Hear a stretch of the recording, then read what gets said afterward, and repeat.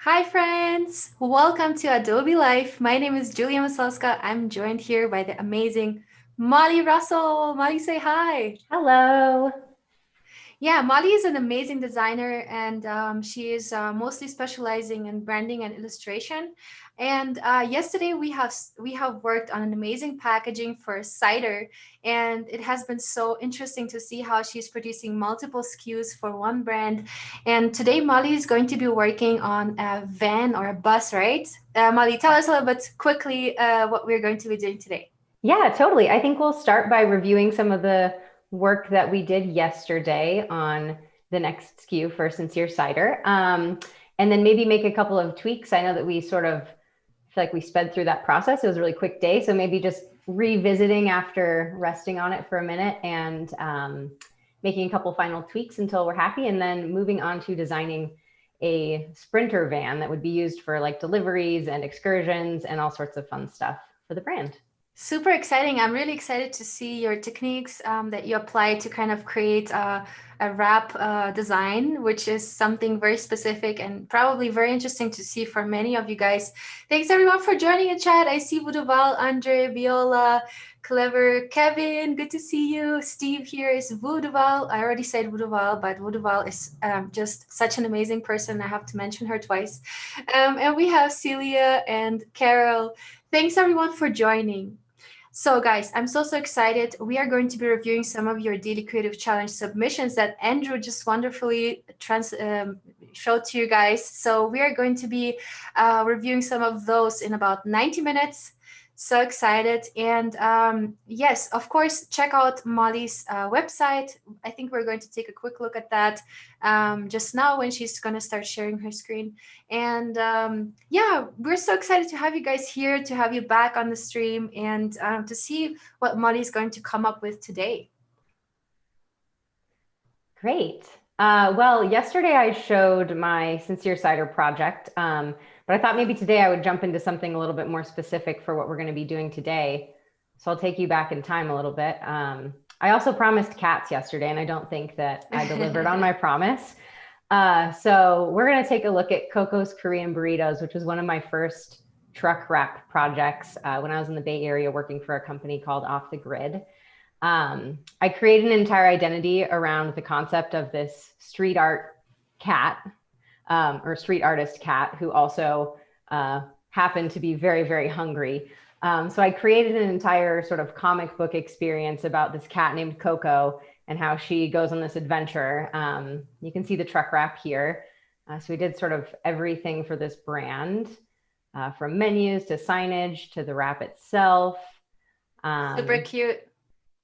And then here is the quick little story of her experience. So it takes you through sourcing the ingredients and collecting them. And she's really enthusiastic, also into K-pop.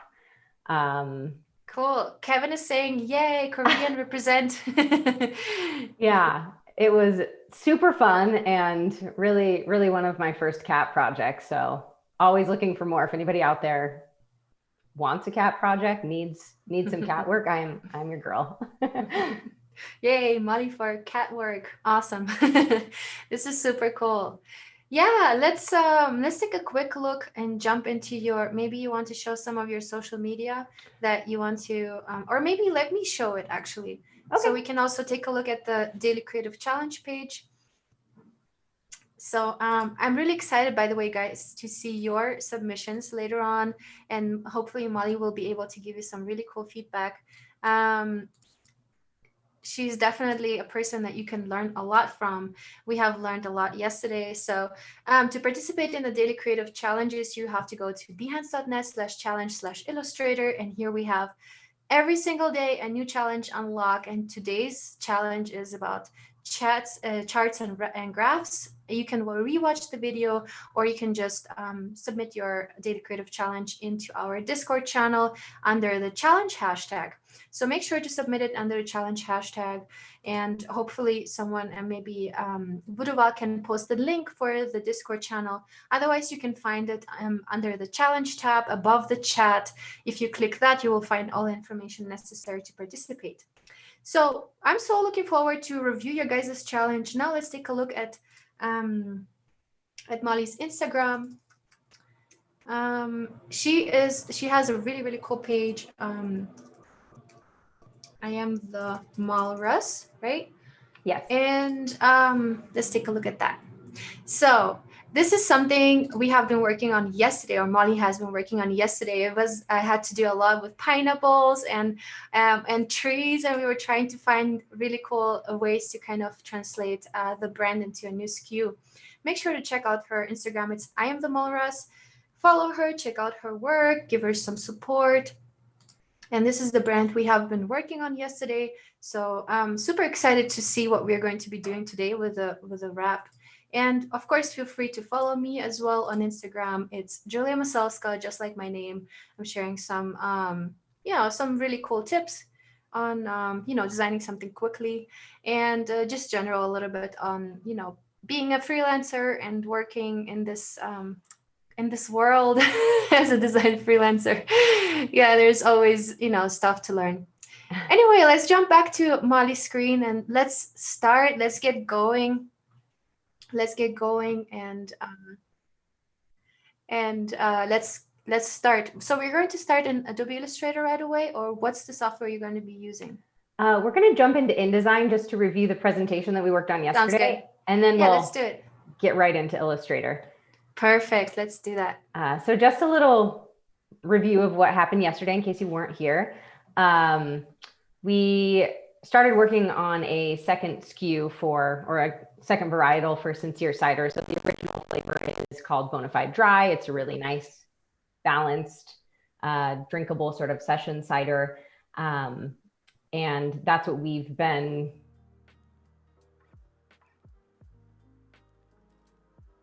flavors in the coming years, months, etc. So here's a little bit of research on other brands and how they've successfully displayed different flavors using color, different illustration styles, as well as different type treatments. Just wanting to make sure we're very clear that this next varietal is within the Sincere brand, but that it is also its own unique thing. So here's a review of the Bonafide assets, which probably look pretty familiar. And then what we worked on yesterday was developing an additional color palette for the pineapple flavor. And then also bringing that palette into a pattern, as well as evolving some of the graphics and applying those to the can. So that is where we're at. And also at the end of the day yesterday, we took a look at both side by side. So I thought at this point we would just revisit the mechanical for the can as well as the pattern to see if there's anything. Sometimes after taking a break from looking at my work, it's nice to revisit it. So here is our can mechanical from yesterday. And it was brought to my attention that there are actually no pineapple graphics on this mechanical, which I thought was really good feedback. Because yesterday we built, let's see, we'll take a look. We built this pattern out for the pineapple flavor, bringing in these pineapple bases and the tops of the pineapple, or I guess the crown, as we learned, as well as some pine trees. And I thought that was really interesting to showcase the flavor, but we applied it to our can wrap and it appears as though all of our pineapples got covered up. So I think I wanted to address that first. So cool. I see you also changed the colors of the pineapple crowns just a little bit, which makes it a little bit more exciting. I did. Yeah, I went in and I can't remember what the original version was, but some of them are this light green and some of them are the dark green. And then I also rotated a couple of them because once you apply the pattern in a repeated fashion, sometimes you start to see where there might be sticking points, or there might be a lot of negative space, or just like sometimes weird stuff happens. So since this pattern is really only applied to a can at this point, there's a little bit of flexibility. It doesn't have to be specifically repeating. So what I've done is I have each of these quadrants is sort of a unit of 16 squares, and then I've repeated it 4 times. And in each of those, I've taken a little bit of liberty in adjusting things. So you'll see that sometimes this apple here is green and sometimes it's red, and alternating that as well. So what we're going to do on the can is grab this pattern, and I think we'll make sure our guides are turned on. Super cool. We're just gonna, the way it's built is there's a lot more pattern than is in this clipping mask. And once we're happy with the final design, we will go ahead and expand the pattern and get rid of all the extra stuff and clean it up really nice. But for now, since we're still trying to get a feel for what we want, we're gonna grab this pattern, and I'm just gonna move it over one whole block. So I'm just gonna match it up with that guide that I created. And now you'll see that obviously we've got some edges peeking out from our cover up spots, but that's okay. It looks like we've got a lot more pineapple representation there. Pineapple represent. Super cool. But now there are a couple spots that feel maybe a little strange. I don't know. Anybody in the chat, if you have any feelings or thoughts about color or fruit representation, feel free to give us a shout out. Yeah, Molly is known for taking in the feedback from the chat. So guys, please be careful with that. We don't want no papyrus here today. So, I mean, right off the bat, some things that I noticed, I'll dive in. If anybody has any additional thoughts, feel free to chime in. But obviously we've got some new placement for our CanSource logo and our 1% for the planet logo.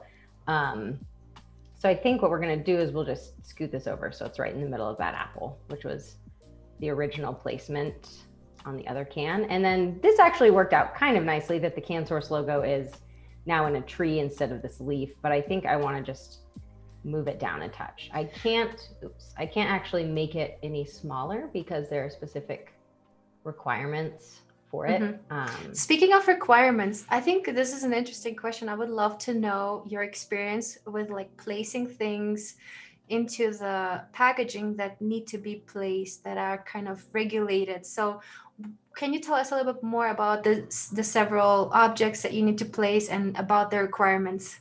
Totally. I'll start with the product information itself. So you have to have, for an alcoholic beverage, you have to have the fluid ounces, the milliliters, as well as the alcohol per volume. And those sizes are very specific in the height that they have to be. I actually can't remember exactly off the top of my head, but I think that we are right at, I'll just measure it here.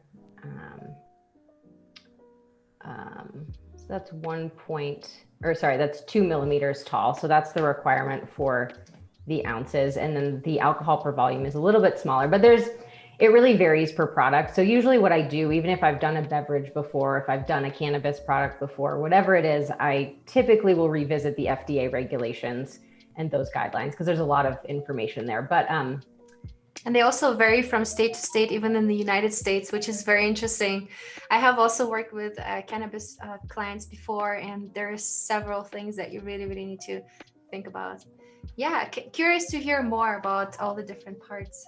Yeah, and then, I mean, there's the nutrition facts as well, and each component of the nutrition facts label has a different requirement. I don't know exactly what year this was implemented, but the calories and the size of the quantity of calories, you'll see that it's much larger than everything else. And I've moved everything to the smallest size it's allowed to be, but there's very specific requirements for the nutrition facts label itself and the calories, as well as each of those ingredients. And if this were a product that had like vitamins or additional nutrients to be displayed, those would be beneath the protein here, and those can be a little bit smaller. But again, it's super important to do your research and just make sure that based on where you're at, you know what those sizes are. And then the government warning, of course, as well for alcoholic beverages. There is that too. And I know that some states also have additional warnings that are required. Sometimes you can add a link or a link to the specific information instead of putting all of the information, or it's both of them, if that makes sense. And then there's some other information about how the cider was produced or where it was produced. So the packed by Sincere cider in Napa, California, and the tax ID as well are all necessary information. And then the barcode. Barcode, of course, yeah. Yep. Cool. So every single product, every single SKU has its own barcode, right? Correct. And I've, you know, when I just started working in packaging, I was wondering about barcodes. Who determines which barcode gets which number, and if there are any products who have the same number. And so I was wondering and researching all about it. And it's a very interesting topic, and it's not really like often spoke about in design, I would say.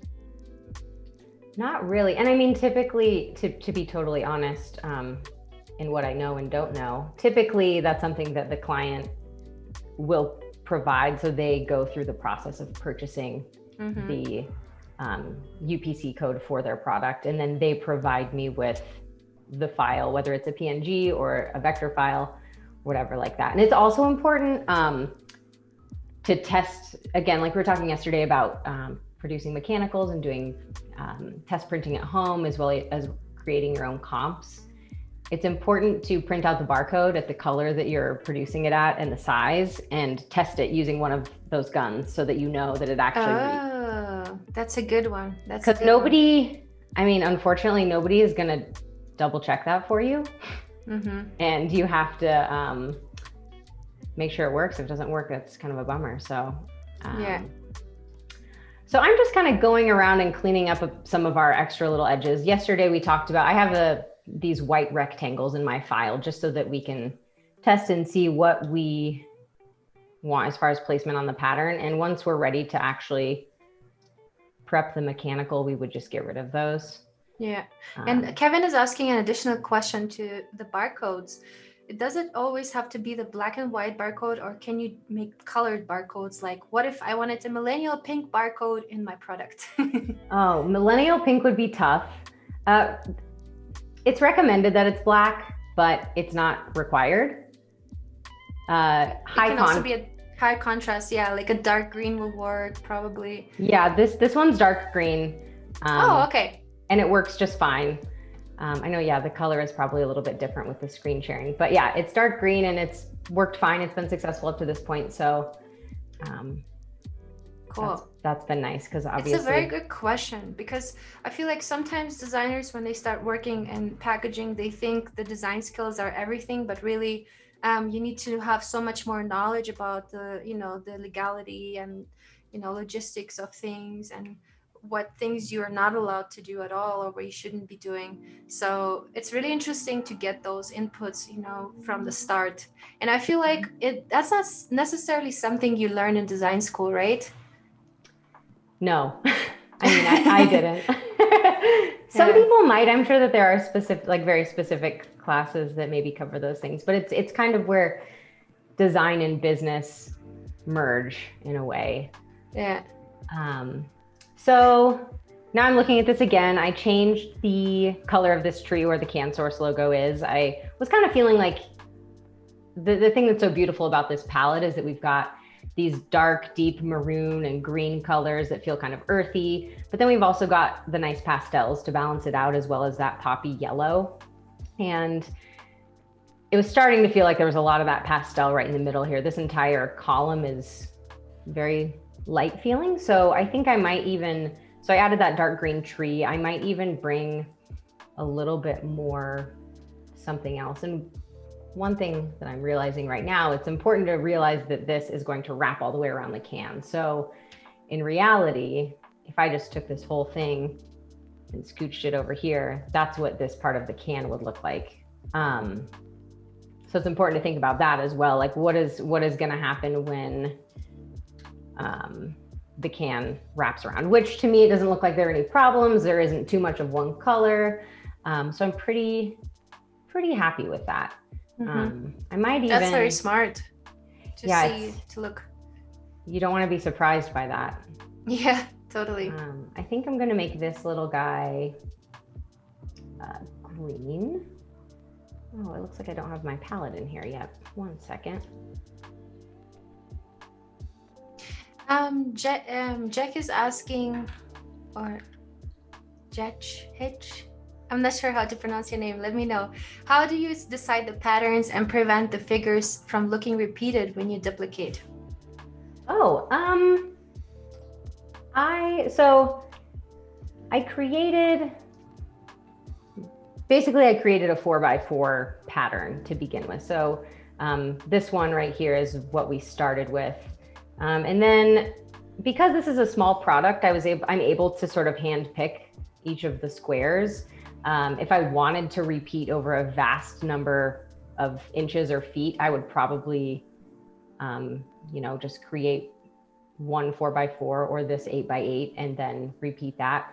But I basically built it out so that there are 4 repeating versions of that one pattern. And yesterday I spent some time looking at it, and I adjusted a couple of things in each quadrant just to make sure that it doesn't feel too repetitive.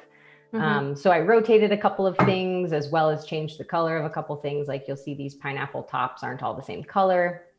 And especially with the apples, I've been able to play with that a lot because we've got yellow and green and red apples, which is great.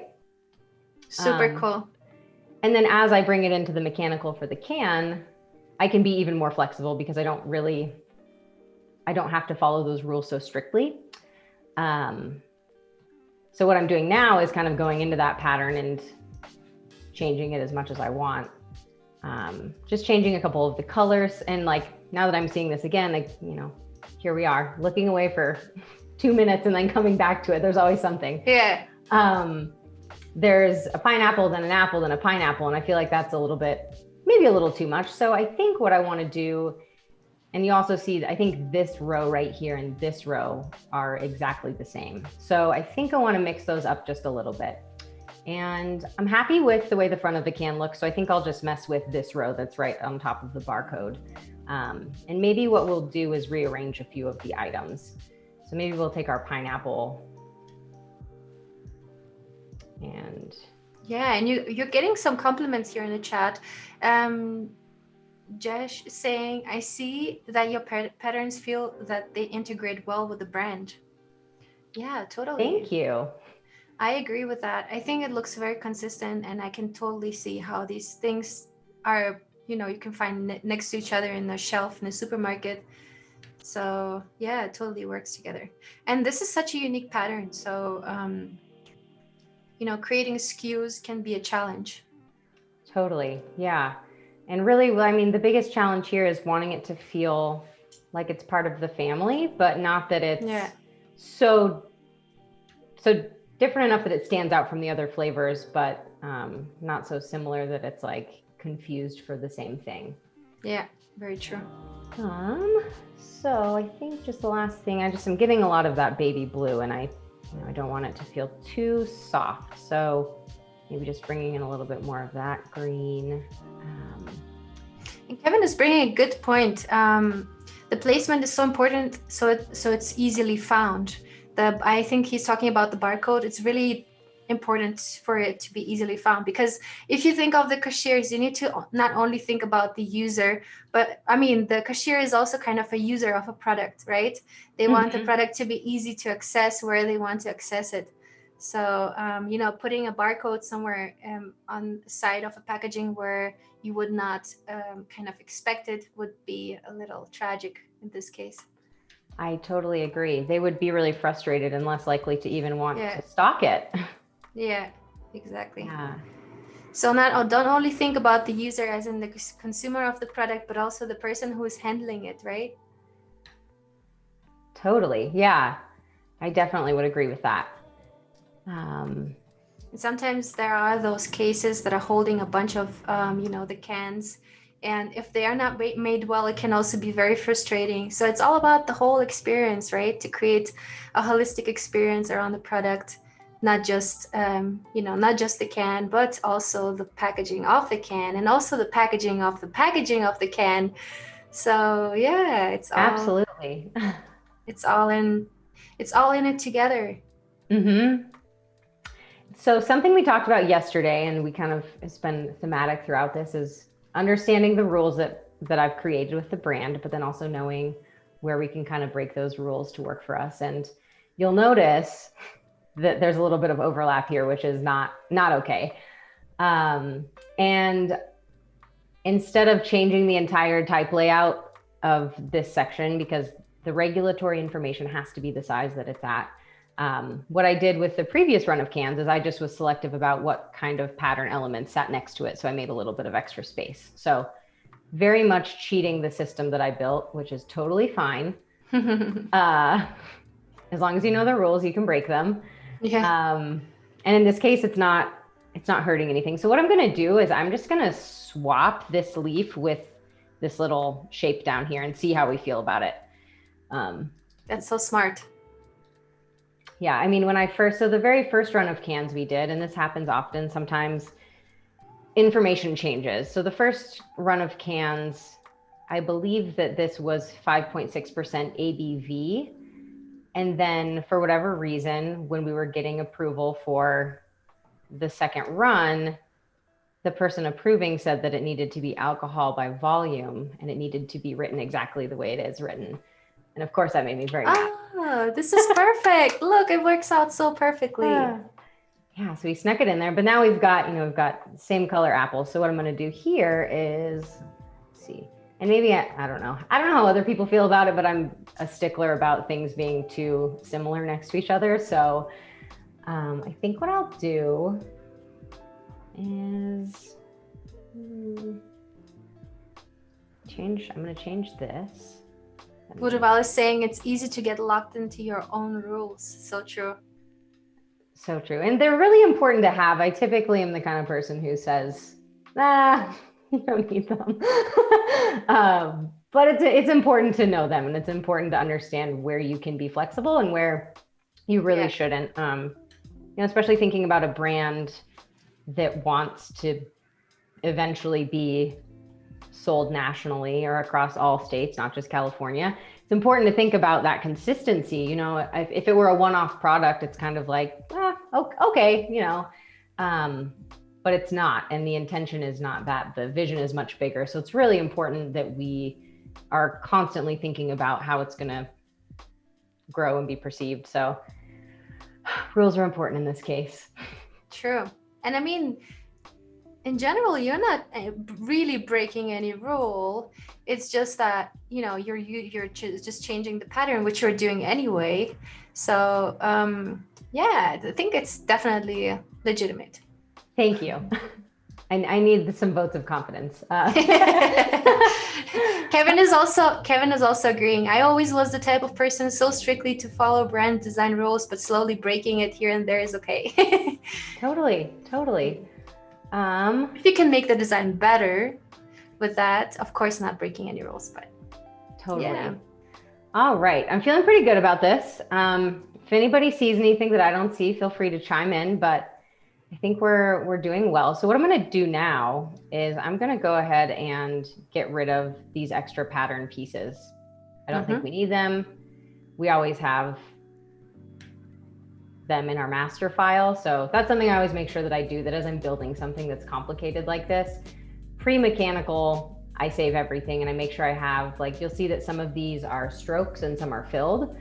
And for the mechanical, I want them to all be fills. I don't want anything to be misconstrued or confused on the printer's end. So I just make sure that everything is a filled shape. So I make sure I save a version of the working editable files, and then I, make a copy, expand everything. And sometimes there's 2 or 3 levels of that, just in case. You never know. Or, if we do a print run and then suddenly in the next version, it's like, oh, maybe there's some technical information that needs to be updated, because I feel like those kinds of things are always changing. And so it's important to not ever throw away any of your process work. Agree. How do you deal with outlining? Because I know that you will have to outline the typefaces eventually. So what do you keep a copy, or how do you deal with that? Yeah, typically what I do is you'll see that in my layers over here, I have a live text. There's a lot of layers going on here, but the live text layer here is currently all of the working copy. It's all live, except for those logos because they were provided as outlines. But I will save this version and then I'm gonna version up and save another that'll probably, usually when I send files to the printer, I'm getting ready to submit them for approval, I'll date them just so that I know exactly when they were sent. And typically I'm not sending more than one file in a day. If I were, I would say, you know, today's date, version 1, version 2, etc. But just so I know, it's, you know, you get busy, whatever happens, maybe a year later, a client comes back to you and they're like, okay, we want to do this again, but we want to change a few things. And if you don't have your files backed up, it's really an issue. So true. So yeah. What do you usually use to back up your files? Do you usually use Dropbox or do you use an external drive? I use both. Typically on my computer, I have Dropbox connected, so it always updates. I basically save any of my files and they automatically are uploaded to Dropbox, which is really nice because I can access them from anywhere. But then, you know, once every couple of months, maybe more often, I will save all of those files from Dropbox onto a hard drive, because you never know with apps like that. I've liked Dropbox. I use Google Drive sometimes too. You know, it's like there's so many different options, but it's important to have a physical and also a cloud option. So true. Okay, so we've gotten rid of all that extra stuff, and that means that we've got some white rectangles. Oh, never mind. I totally just lied to you. So sorry. Guys, make sure to submit your daily creative challenges. We're going to be reviewing them in 57 and a half almost minutes. So you still have some time, but make sure to submit those. Even if it's a work in progress, feel free to do that. Cool. Okay.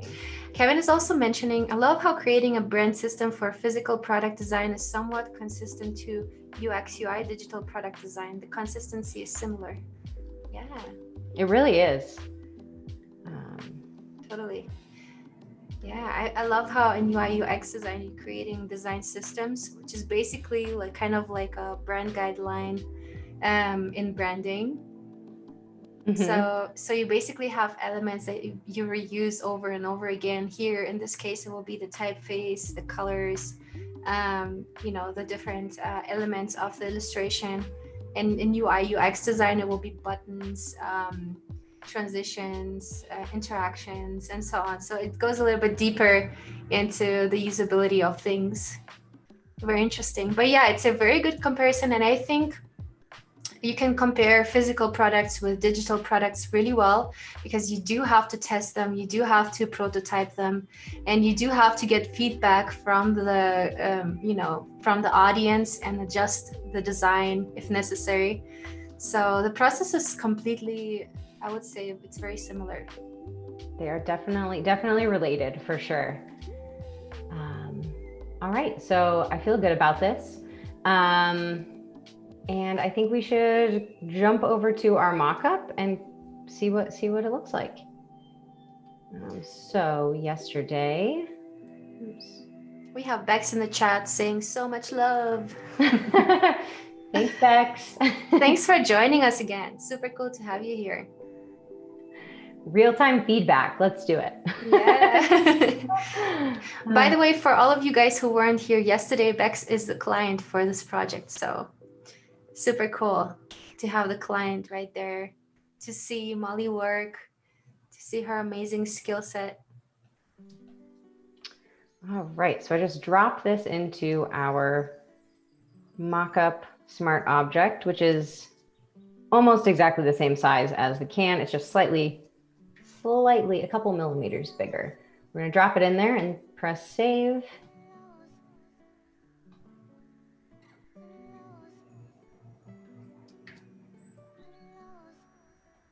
And nice. Here we are. Woo! Yeah, I feel really happy having this little pineapple right here, and you've also got the right above, so it's sort of like got the disconnect, but it's got a little bit of movement. Totally. So. Yeah, and it's positioned right above where it says pineapple, so it works so well. Yeah. And you've got the apple and the tree, and yeah, I think I feel good about it. Yeah. Great. Cool. Kevin is asking, wow, that's amazing. So this is a real product? I want it. Yeah, Kevin, I believe the first SKU is already in the stores, right? It is, yeah. Yeah. In California only at the moment, but soon it will be wherever you are. If you're in the United States. I'm here in Denver and I'm waiting for it. Okay. I can't wait to try it. You were talking about the taste yesterday, and I thought, oh, I have to try it. It's So really good. delicious. I honestly typically am not a cider drinker because I don't like how sweet a lot of them are. Mm-hmm. And I really enjoyed it, especially in the summertime. It's perfect. Super cool. Oh, especially in the summertime, especially when hiking.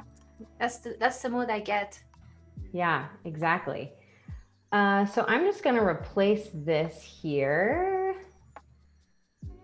Kia is saying, bring it to Florida. Yeah, and also we have some amazing feedback to your design from Chris saying, looks wonderful. And Kia saying, amazing. And Kevin is asking, oh my God, yes, in Los Angeles, what stores? What are the stores you can get it? Maybe Bex can answer that question. Yeah, Bex, come on, send some. I think it's a work in progress, but I'm not gonna spread false information here. Cool. Oh, you can go onto the website sincerecider.com, right? Yes. All right, so here we are. This is a review of all this stuff that we've looked at yesterday and today, and I feel really good about where we're at. As far as my process is concerned, I definitely, before taking this to a printer or doing any testing, I would go back into the pattern and just really, double, triple check all of my spacing and things like that. You can zoom in, and I guess we'll just go to the pattern actually. Sorry for jumping around so much, but it's nice because I have all these guides built in here. So really, I mean, what I did on the first run is I zoom in, I get really close, and you can see that, not even, you've got like a couple things that need to be moved, and it's totally God is in the details. But yeah, it's just really going in. And so like what we're doing today is just like a test of, will this work? Does it feel right? Does it feel like the brand? Does it feel like something we want to drink? Yeah. That's important. I feel like it's really easy when you get into complicated and fun designs like this, that you're like, you get so excited about the design itself that you sort of lose sight of the original goal. So it's really important to continue to check back with your mood boards, or check back in with your brief, even ask, well, thankfully I have a full chat stream here, but asking any number of people, what do you think? Like, where do you think you would find this? Do you want to drink it? Do you not? Is it repulsive? Because sometimes, you can maybe even fall in love with a color palette that's incredible, but then you realize that it doesn't look the way it tastes or something like that. And that's, especially with food and beverage, it's so important to make sure that you're not repulsing people with the color. Mike is saying clients usually say things like, we really like the green, can we make that red? I thought you said you liked it. Yeah, exactly, right? Yeah. It's interesting. Oh, and Chris is also saying, I like to check patterns by zoom in using outline mode. Oh yeah, totally. And I mean, this is the real test. It's probably going to be a little embarrassing, but you can see that, we're doing pretty well, but obviously like the lines on the pineapple did them very quickly, so they're not quite even. So I would go and I would fix all of those things. Mm-hmm. But yes, that's a really, really good piece of feedback there. It's also like the skeleton of your project, which is kind of cool. And the shortcut is Command Y, in case anyone is curious. So in case you're curious why your design is not looking like you're expecting it, so use Command Y and you'll get the answer. Yeah, totally. All right. So I think that we are now ready to move on to the next phase of the project. If that sounds exciting to everybody. Yay. Great. Yeah, I think So I'm really excited because I have never actually designed a wrap for anything. So I'm really excited to see how you're going to do it, especially setting up the file and setting up, what your process is there. Very interesting to know. Totally. And there's a lot of different phases. I mean, similar to logo design or even the cans that we just created. The initial stage is really testing the concept. So is it going to work? Does it make sense? And so it's typically more of a flat design. And so what I've got here is, I have a few artboards set up here. So we'll jump over to Photoshop, try to align my process here for you.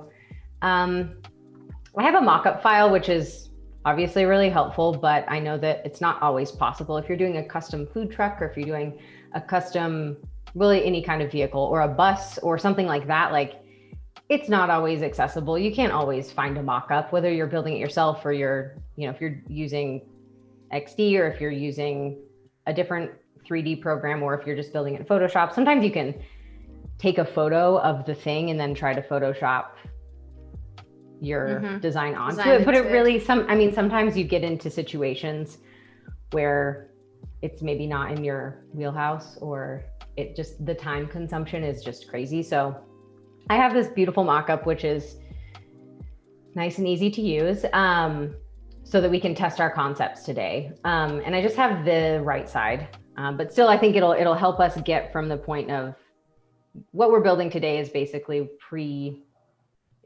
first review with the client. So it would be, showing them like, here's option 1, option 2, option 3, what do you think? And then from there, we would get into the details of, we're going to look at the left side, the right side, the back, and the front, and really determine where our brand element's going to go, and what is the visibility for the van itself. They might also see the van and be like, oh, maybe we should choose another van. Totally. So this one is based off of a Ford Transit van, which is potentially something Bex is thinking about, but there's other vehicles maybe contending. So this is not in possession yet, but this is what she's thinking. A van that can be branded and then potentially used for either renting out for people who want to go on an adventure, go camping, or have like a full immersive brand experience with the van, which is that's like the top level vision for experience. And then the other uses would obviously be transporting product and just, it's a moving billboard, which is always beneficial for people. We have a quick question from Michael. Thinking about, testing the print and so on, how nervous do you get right before final print? Very nervous. even if, I'm sure that maybe not everybody feels this way, but it's nerve-wracking even if you have checked everything 10 times and you've had working at the agency, typically each designer and creative director will take a look, and, every time you might catch something somebody else didn't catch. And so it's nerve-wracking. Always triple check your work. And then there's like the errors that could make somebody nervous, but then there's also just the sheer chance of maybe the colors not exactly matching. Say you're printing Pantone, there's a very specific expectation there. And that's a color you can match and the printer is going to match. But with CMYK, there's a lot more variables. So it's true. Every printer prints differently, right? Yeah. You can print it on your house printer, it looks one color. You can print it on a second printer, it will be a completely different color. Yeah, so totally. It's all about the printer settings and all about your screen settings, how you're seeing the color and so on. So there are so many variables, and I think that's the reason why exactly it's so important to create a prototype before sending it in for final print. And I totally agree. Definitely. And it's important, that communication between you and the printer, or whatever vendor it is, might not be a printer, might be a laser cutter, something like that. It's just so important to have that open communication so that you're constantly vigilant about, these are my priorities, this is what's important, and I need it to be right, because sometimes they either don't know, or they don't you know, like everybody wants a beautiful final product, but Yeah. you have to make sure that you really prioritize, like, you know, what's the most important to you. Yeah. And Mike is mentioning something that I think is really important, which is copy and misspelling things. So before final print, of course, you need to double check that. But a really good tip for you to not be responsible for those mistakes, which I have made the experience in the past, is copy pasting the copyright from the email or from the text file from your client, so you don't have to type in anything specific yourself. And if you have to type it, if you, let's say, if you received the JPEG file with the you know, with information in it and you have to type it up, always send your client a copy of that and let them double check it, triple check it, so that they're responsible for those things and not you. I think that's like such an important thing that I've learned. Totally. It's really important to make sure that responsibilities are designated and delegated. So, you know, maybe you are working on a project solo and it is all you are writing the copy and you are, you know, doing the design, etc. But it's important to make sure that you have somebody sign off. Somebody else reads it and the client signs off on it. And then whatever that information that's signed off is copy pasted, nothing else. Cool. So on the van now, are you creating a separate layer, or are you just putting everything on one? Yeah, so the way I built this is I have my mock-up photo of the van. It's great. But I really want to be able to kind of rapidly prototype ideas in Illustrator before I even get into the mock-up, just for myself, because I'm probably going to try a bunch of stuff that's like really safe and a bunch of stuff that's really unsafe and a lot of stuff in between. And so I want to have some options.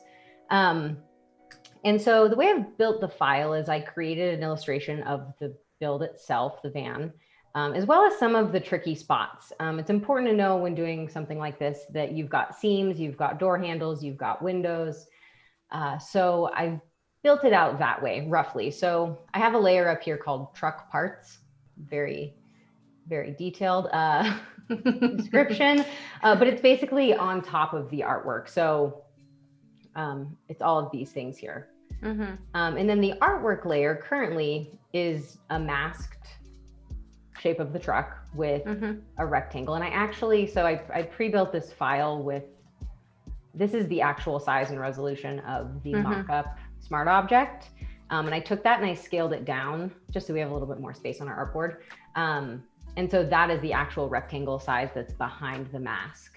So as I'm building and duplicating and creating multiple versions, I'm going to keep that consistent so that when I copy paste into my smart object, it's one-to-one and I don't have to do as much futzing around with that. And so I've got the sincere green as a base, just as a starting place. And very nice. Basically, I'm just going to kind of push from simple to more complex. Something that's important. So I'm just gonna obviously keep working while I talk, but something that's important to think about as you're moving into design, because as a designer, I'm always thinking about the craziest, most probably expensive and intense ideas of like, what do I want to do with this brand? How do I want to build?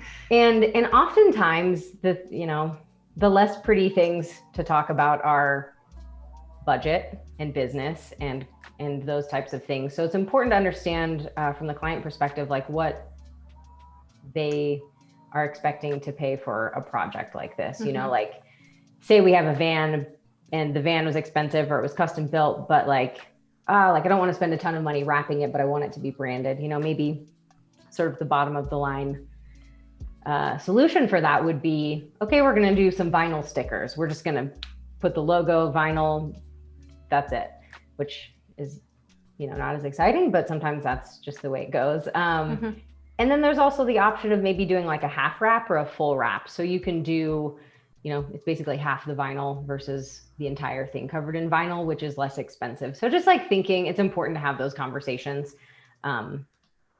with your client. Ooh, that's so cool. So basically, I'm going to sort of take this approach of like some of the collateral I've created in the past for Sincere has the pattern, and it's either on the top or the bottom. The logo is kind of just tucked in underneath it. So the first thing that I'm going to try is just bringing it in and we're gonna have to duplicate it, which is fine. It's a little, I mean, a van is a little bit bigger than a can, I guess. And we'll drop it in there. And then obviously this, I put the logo on top because I've got these guides for the truck to show me where the door handles are and where the little door slider thing is and that kind of thing. So it's kind of nice to be able to see those. And as I go into my masked object, they disappear. So sometimes I keep certain things visible. And so here I'm like, well, you know, you could put the branding down here, but that feels a little bit too hidden. Feels kind of like, you know, who's going to read that? But then you've also got the pattern, which is pretty loud. Also, you want to make sure that the logo is placed on a, you know, on a straight surface and it's well legible and it's not getting, you know, distorted from different directions. Totally. Right? Yes, definitely. Like you don't want to put it right on the seam because it's, I mean, there are some truck wrappers who are very, very good and they can get into those nooks and crannies and somehow magically it's not too distorted, but it's tough. And I think it's important to think about, especially if it's text. So I think what I'm gonna do here is maybe just bring this up a little bit so that we can put this here. This is a tricky van. And we can also just, you know, so sometimes I will approach something like this with like, what if there were no seams, and start there and then work backwards instead of thinking about the problems from the beginning. Yeah, we have a quick question here. How to create the mask? So how did you create the mask of the van so you can just place the artwork in it? Totally. I know it's a little bit more into detail, but I know there are some beginners here watching, so that would be interesting to see. Yeah, totally. So, I mean, I drew the van and then I'm just going to lock my artwork for now. But what I did is I have this van and it's just built with, I used the pen tool and I created shapes, and some of them are filled and some of them are not. And so one of the shapes is a specific outline of the truck. You can see, or the van, you can see that there. So I pressed copy and clicked out of that. I like to group things a lot. I know some people are into it, some people are not, but when I'm working on something like this, I just group the whole truck. So if I want to move it, I can with just one click. So then I'm going to lock that layer and I'm going to make sure I'm in my artwork layer now. And then I'm going to paste in place, which is Shift Command V. Oops, my layer is locked, so obviously that won't work. So Shift Command V, and it'll place it in exactly the same place on the artboard, which is awesome. So then now I have the outline. And I could, in theory, just fill that shape with whatever color I want, like that. But I know that I'm gonna wanna put the pattern in there or some other things that are gonna get cropped. And I want them to just be hidden because I want it to feel like it's really wrapped around the truck. So what I'm gonna do now is say, I'll create this shape, which I want to be, say we're gonna do it yellow. And I'm gonna make sure that within this artwork layer that this rectangle is beneath the shape of the truck. So Shift Command and then the left bracket tool will bring it all the way to the bottom of that layer. And then I'm gonna select both the rectangle and the outline of the van and right click and say make clipping mask. I think there's also a shortcut for that, but I have a Wacom pen, so I typically just do that. And there you go. So you have it. So now, since that color is masked inside of that shape, I can double click into the mask. And so now I'm in that layer. So anything that I do, say I wanted to like really go crazy and like draw in here, it's really nice. It's in the mask, it's stuck in there. I don't have to worry about it. Yeah. So there you go. Perfect. Thank you so much. I think that was a detailed explanation. Masks are really useful in these cases. Totally. It's important to know how to use masks. Yeah, totally. So I think I'm going to try a version because we're just going to keep making stuff. I think I'm going to try a version where the pattern is the primary thing. So it's going to come almost all the way down. Oops, too far. And that reminds me of the can. So basically the truck will be the can, but then maybe the logo will be blocked out, right? Is that what you were thinking? Yeah, totally. And I'm trying to think about how big I want it to be. Like I don't have a specific, I mean, if I received a mechanical from whoever is wrapping the truck, which is, we talked about this yesterday a little bit. I would want to make sure that they produce the mechanical because they know the measurements of the truck and they know all that stuff. And when I've done this in the past, it's been usually a 10% version of the truck. So that's always good to know. And so then you kind of have an idea. You can pull out a ruler and be like, okay, this logo is going to be, 7 feet wide, at which point maybe you should make it smaller. But those types of things are important to know. And what I want to do is I want this to sit just right there so that I can put the logo in this. Oh, yeah. section. I love that. This is exactly what I was thinking of. Yeah. I would probably have done the same. Yeah, so that's kind of fun. I would maybe even make everything a little bit smaller. I think that I may have accidentally gotten rid of my extra pattern pieces, but that's not a problem. We're just going to make another one. So I love to duplicate my artboards. It's my favorite pastime. Yeah. I just make sure that that every time I do it, I lock those truck parts in place just so I don't mess with any of those exterior things. But I think what I want to do now is just do that again. Oopsies. And just make it a little bit smaller. So we have a variation where the pattern is a little bit more dense. Yeah, totally. Because I think it'll be interesting to see side by side, like really big, really small. Yeah, and this answers Chris' question. He's asking, how do you decide how big or small to scale the pattern on the truck? It's really just trial and error, honestly. Yeah. I mean, and then also trying to understand, if you understand the scale of your file to the actual vehicle itself, you can then better understand, like, you don't really need your logo to be 10 feet wide, but in some cases, maybe you want it to be 10 feet wide. Maybe we want the Sincere Cider to be so big that it gets cropped on the top and the bottom of the van. That could be kind of cool. It could also be a little jarring. like some of the clients saying, make the logo bigger. Always. It's a thing. Yeah. And this is maybe a case where it could be useful to have this pattern just made into a real pattern. So I could just go ahead and move it that way, but I'm still just kind of doing it by hand because it's nice to be able to hand pick your squares and stuff. Totally. And especially once it gets a little bit more dense, you still want to kind of adjust it and make it a little bit less repetitive, right? Yeah, definitely. And yeah, because you can definitely see as you start seeing, like, there's this leaf here, this leaf here, this leaf here. And I feel like it's okay, but there's certain parts. So what I'm gonna do is I think I want to move the whole pattern just so that we're kind of using this panel here. And maybe in a little bit, we'll jump into the mock-up itself so that we can see where it's falling and how drastic it is. Cool. And I was also wondering, so when you prepare the print file for the car wrapper, how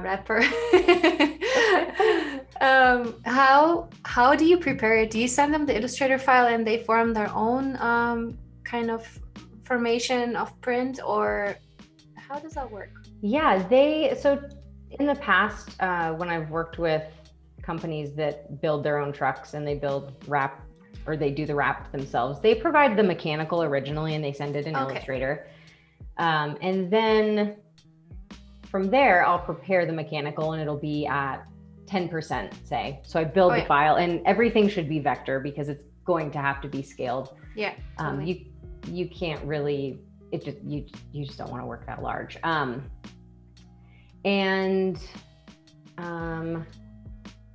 They'll often say, like, when I'm concepting, I use this nice mask so that I can see where things get cut off, but they'll typically say we need 5 inches of bleed, or we need 3 inches of bleed.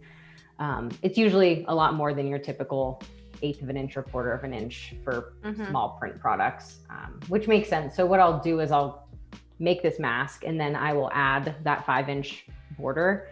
And I send them the file exactly like this, but I make sure that you can see that right now I just have truck parts and artwork. And what I would do is I would take this truck parts layer and I would double click it and I would say, don't print.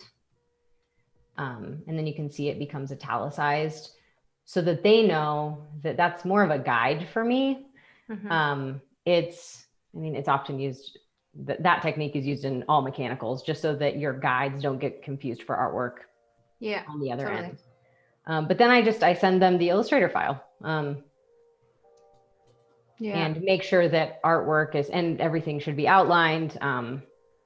And typically, because your text is also outlined, a lot of companies will just say like, put everything in just one artwork layer. So it's all there for them. And next to the file, do you sometimes also send the mock-ups of the van, let's say from the back, from the front? Definitely. Yeah. So as I'm working through like the deck that we created yesterday that we're going to be dropping this into, I would typically send that alongside the files just in case, so that there's nothing really left up to imagination. Very nice. You know, I'm wondering for this, it would be so great to use a 3D software. So let's say maybe Dimension, because it would be so cool to just drag and drop the pattern on top and then just drop the logo, and then you'll be able to rotate it and see it from all directions. I think that would be really, really cool. I need to try that. I never tried, putting designs on top of a car or a van. I know. I think you're totally right. And we talked about Dimension a little bit yesterday, and I think I should dive in and explore it more. So maybe that will be my next side project. Super cool. All right, yeah, so I need to try that. I never even thought of using 3D software, but now that we are working in this, and I was thinking that it would be so cool to really be able to visualize it perfectly, for them to understand how to wrap it, where to place things. Totally. Yeah.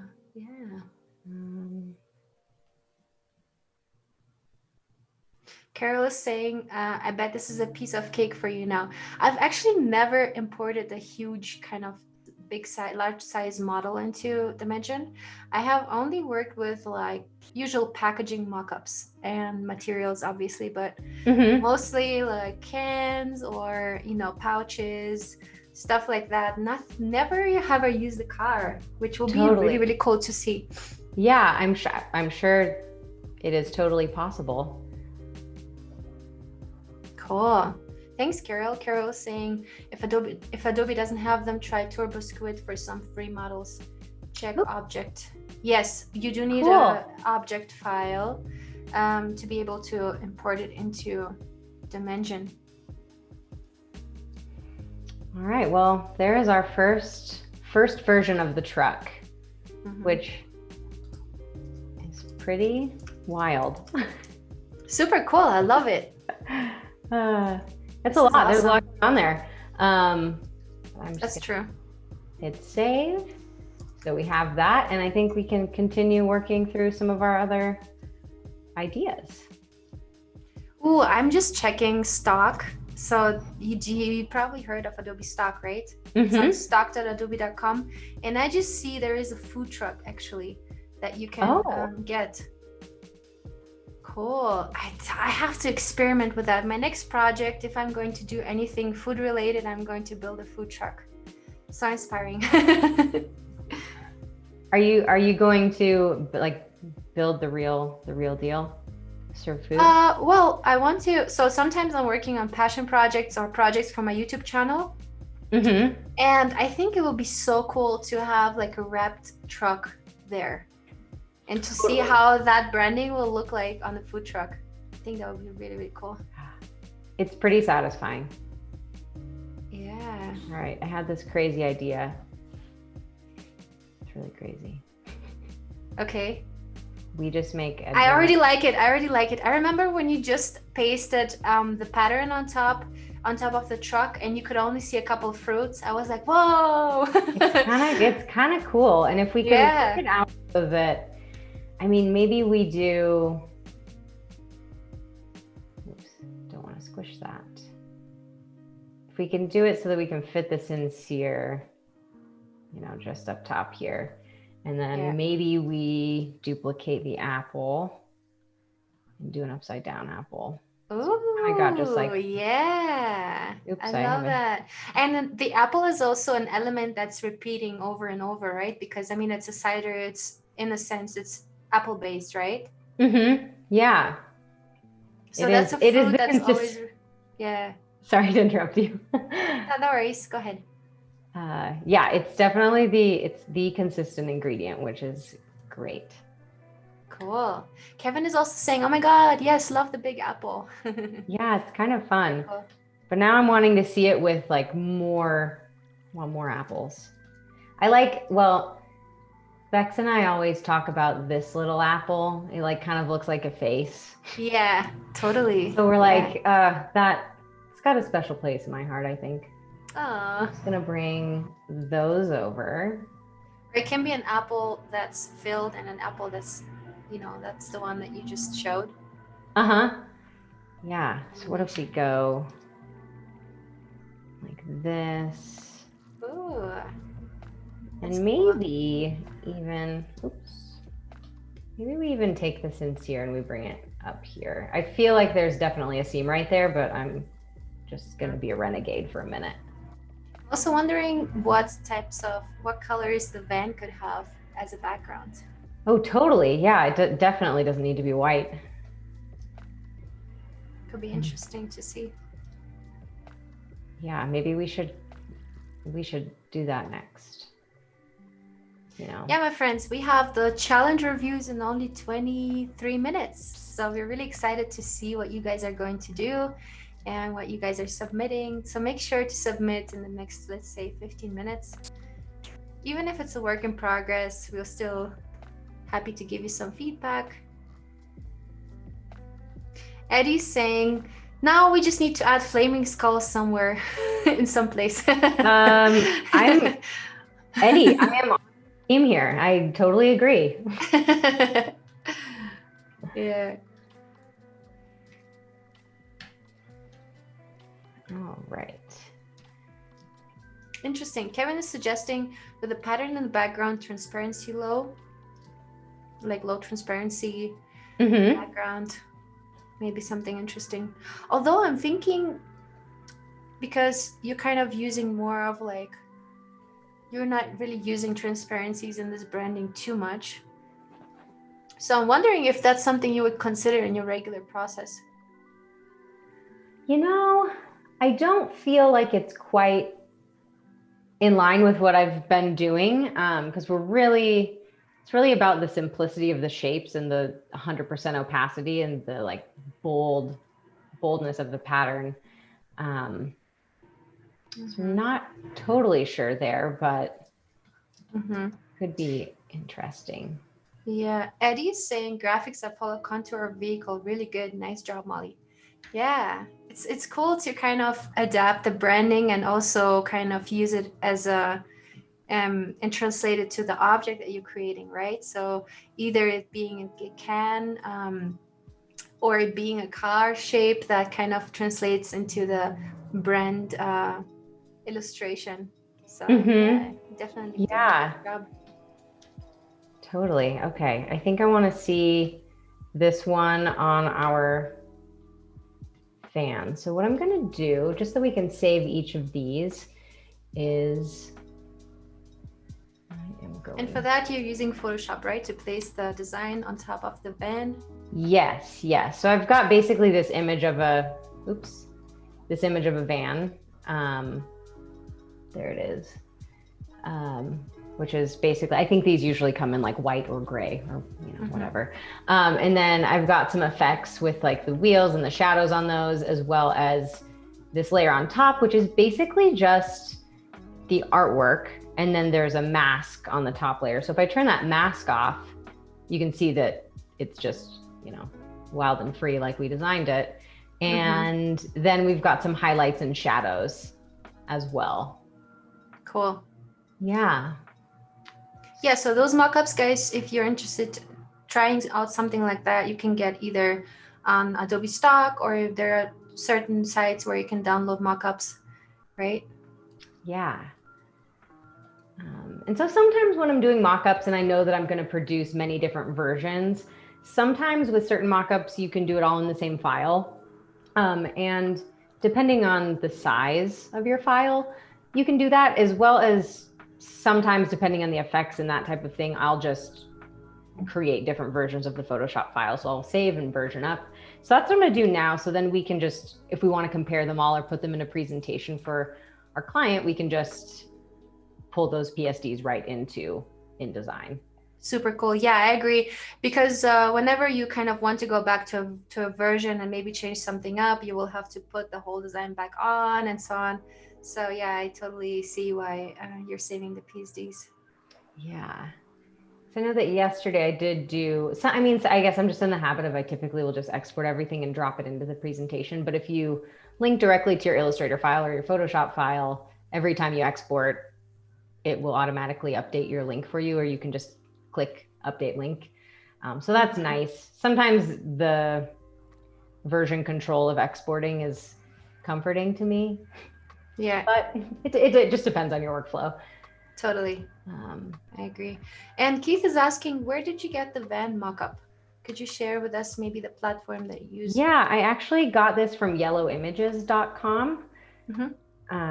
They have all sorts of product mockups and all sorts of things, and they build in the shadows and the highlights. And so it's really nice when I know that I would love to be able to build mockups myself, but when I know that maybe that's not my strongest skill set, or I don't quite have time for that, I usually will purchase them from there or Adobe stock.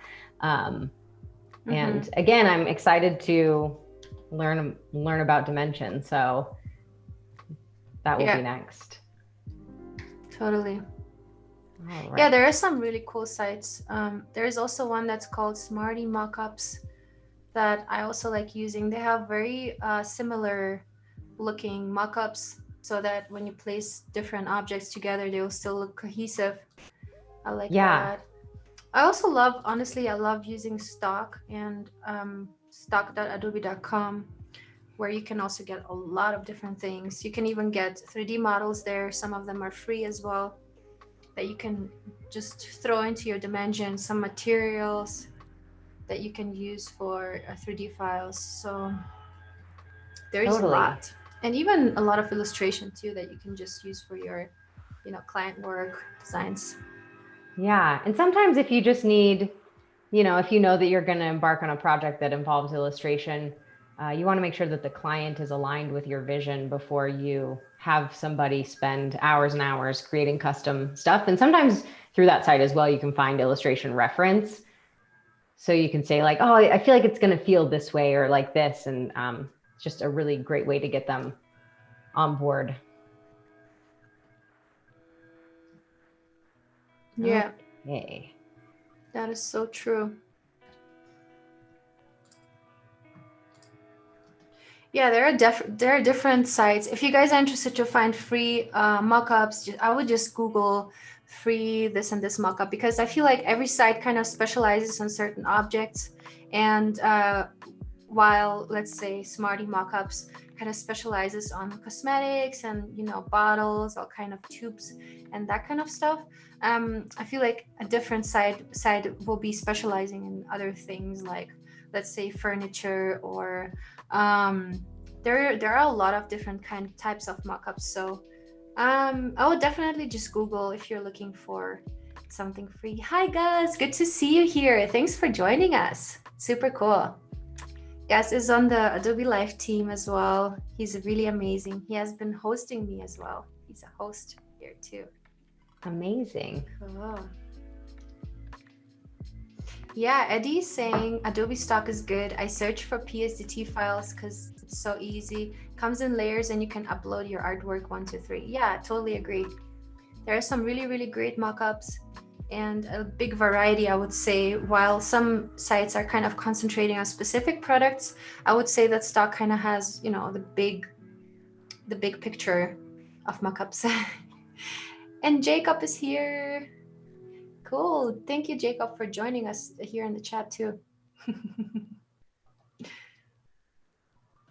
Cool. So ideally, well, we can take a look at, you can see these panels are pretty They're pretty defined, which is a little unfortunate. But it's important to think about these things before you dive into the full project. So what I'm trying to do here is I'm trying to create a little bit more informative version of the truck. So, I think the URL is important. Maybe, we don't necessarily need to have all this other information, but, something that tells a little bit more about the product in case, this is kind of a driving billboard. So you see, maybe somebody doesn't know what Sincere Cider is and they want to know more. So it's important to direct people to social or to a website. Call to action, right? Absolutely. Yeah. Cool. Yay. And Camilla is saying, thirsty for a cider. There ain't no cider where I live. I wonder if it's hard to make. Ooh, it's an interesting. Bex? Yeah, Bex, can you tell us real quick how to make cider? Okay.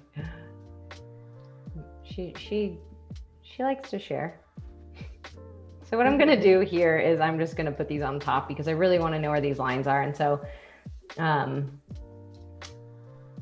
I think Camilla is actually meaning if, I wonder if it's hard to make, not the cider, but I think the packaging, because she's adding some additional questions.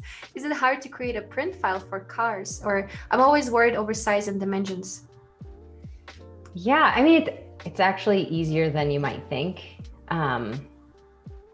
But like I was saying earlier, you can typically get a mechanical from whoever is going to be wrapping or printing. If they don't have one, it's really just making sure you have the proper dimensions. And because it's such a large print file, typically you're going to need to include a significant amount of bleed.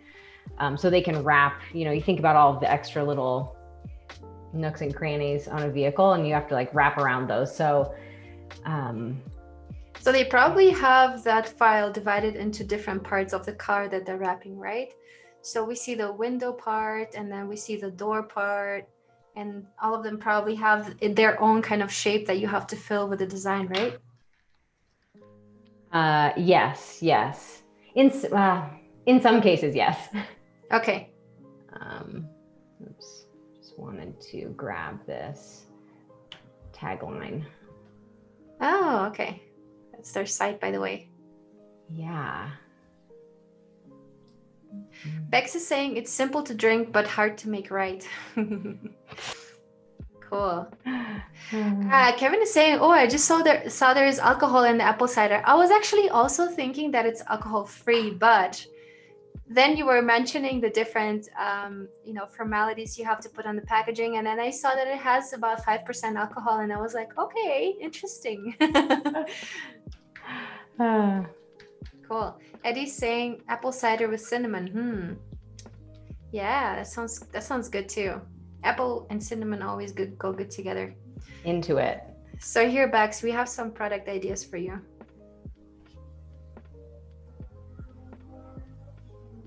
Cool. Yeah, we have 12 minutes until the challenge reviews. So excited for that as well. Me too. Thanks, Voodooval, for reminding. If you want to submit your challenge, just click on the challenge button above the chat. And this is where you'll get all the information, the links, and the starter file. Cool. So I was thinking we could just bring this in here. Now, obviously, all of these things are competing with each other. It's kind of just way too large. So I think what I will do is maybe... Ooh, hedge or Jack. I'm not sure how to pronounce your name. So please, if you can spell it for me, how it sounds, it will be great. So is saying, I guess the branding for the car should take into account where the door opens.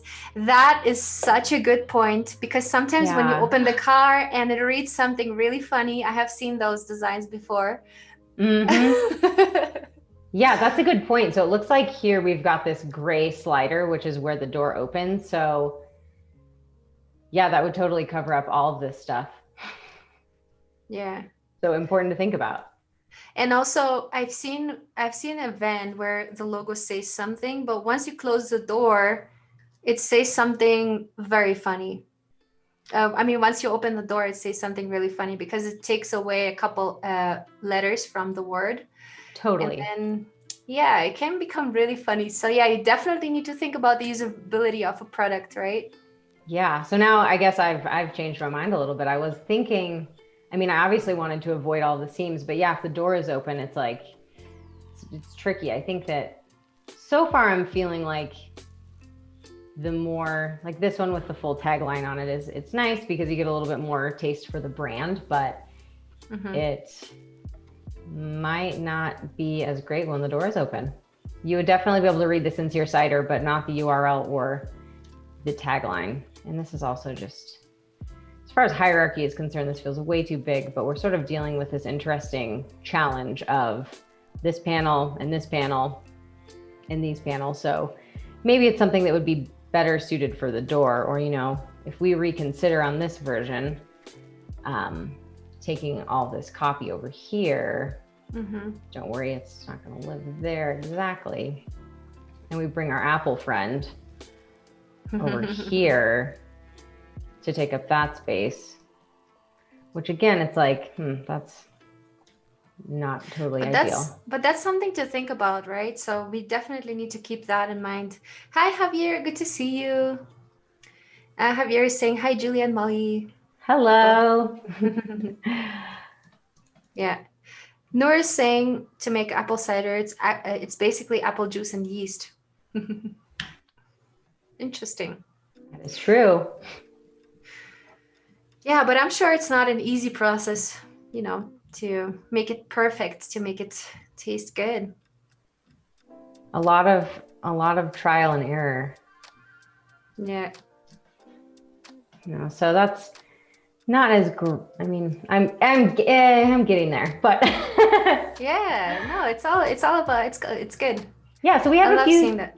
We have a few simple solutions that are a little bit more graphic. You know, you have just the apples and the Sincere, which like is feeling kind of nice.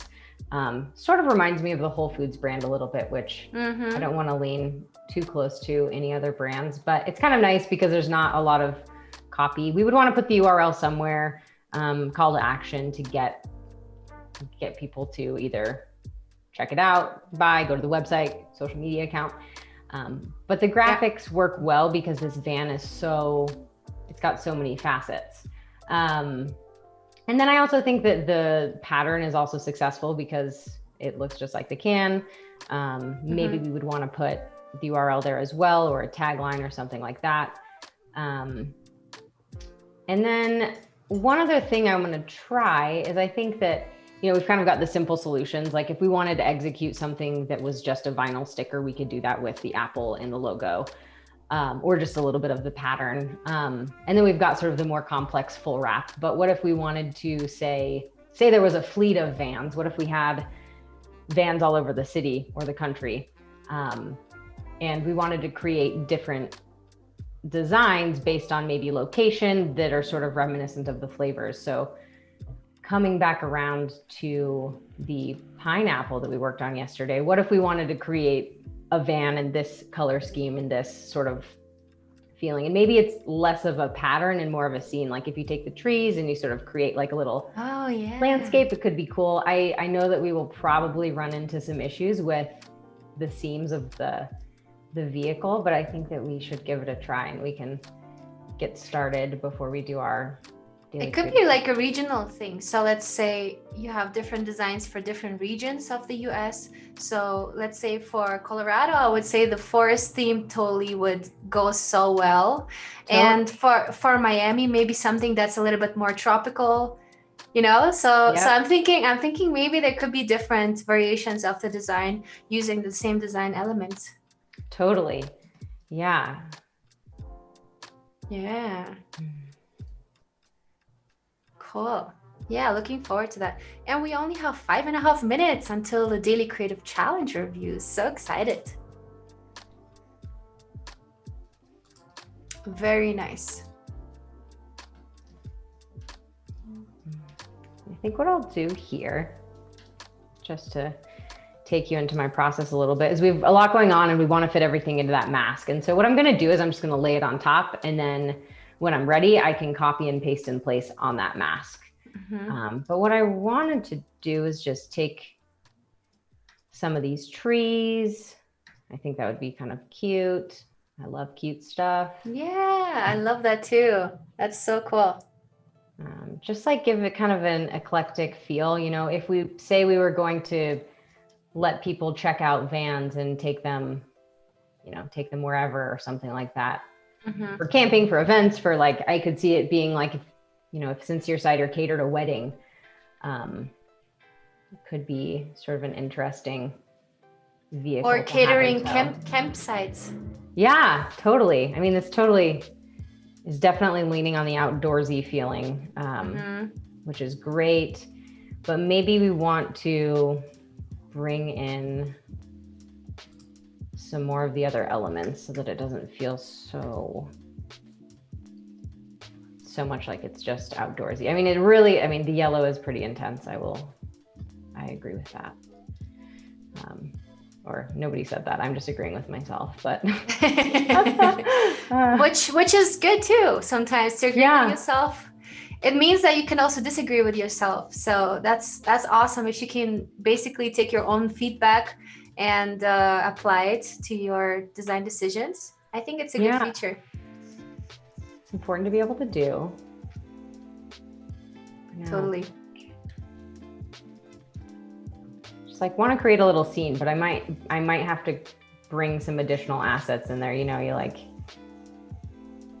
there's only so much to work with this pattern.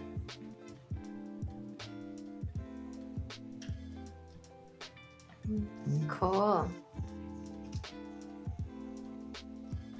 Keith is saying, speaking about funny things that happen with designs once either a door opens or something is happening with legibility.